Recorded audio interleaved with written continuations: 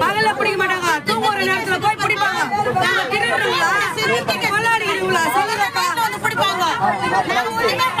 எங்க வயிற்று பைப்பு கேக்குறோம், எங்க வயிற்று பைப்பு கேட்டு குற்றமா கொலை பண்ணிட்டோமா? சொல்லு. இது மாதிரி அநியாயம் ஓட்டு போடுறா இல்லையா? எங்களுக்கு தன்மான பல்லு இருக்குது. ஓட்டை போட்டு ரோட்டை உட்கார வச்சுட்டாரு. இது வரைக்கும் வந்து எங்க குறைய